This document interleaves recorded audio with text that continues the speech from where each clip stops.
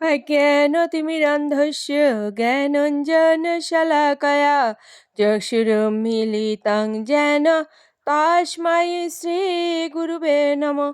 नमो विष्णुपादाय कृष्णपृष्ठाय भूतले श्रीमते महानाम स्वामिनीते नमामि। वाञ्छाकल्पतरुभ्यश्च कृपासिन्धुभ्येव च पतितानां पावनेभ्यो वैष्णवेभ्यो नमो नमः। गुरु कृपा ही केवलम, गुरु कृपा ही केवलम, गुरु कृपा ही केवलम। ओम श्री परमात्मने नमः। ओम श्रीमद् भगवते श्री गीताय नमः। नारायणं नमस्कृत नरं चैव नरोत्तमं देवीं सरस्वतीं व्यासं ततो जयमुदीरयेत्। मूकं करोति वाचालं पङ्गुं लङ्घयेते गिरिं यत्कृपातमहं वन्दे परमानन्दमाधवम्।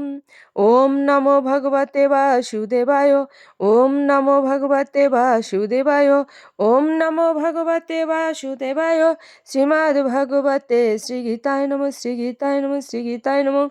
শ্রীমদ্ ভগবদ গীতা ও অষ্টম অধ্যায় অক্ষর ব্রহ্মযোগ, শ্লোক সংখ্যা 27। নয়েতে স্মৃতি পার্থ জানন যোগী মুচ্ছতি কশ্চন। তস্মাদি সর্বেষু কালেষু যোগযুক্তঃ ভব অর্জুন। অনুবাদ: হে পার্থ, ভক্তেরা এই দুটি মার্গ সম্বন্ধে অবগত হয়ে কখনো মোহগ্রস্ত হন না। অতএব হে অর্জুন, তুমি ভক্তিযোগ অবলম্বন করো। তাৎপর্য: শ্রীকৃষ্ণ এখানে অর্জুনকে উপদেশ দিচ্ছেন যে সংসার ত্যাগ করার জন্য জীবাত্মা এই দুটি মার্গের যে কোনো একটা মার্গ গ্রহণ করতে পারে বলে তার চিন্তিত হবার কোনো কারণ নেই। ভগবত ভক্ত তার প্রয়াণ ইচ্ছাকৃতভাবে হবে না দৈবক্রমে হবে তা নিয়ে দুশ্চিন্তা করেন না।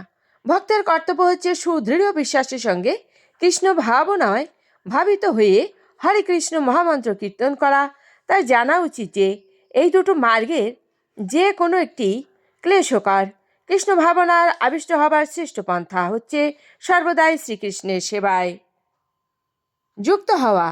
এর ফলে ভগবত ধাম প্রাপ্তির পথ নিরাপদ, নিশ্চিত ও সরল হয়।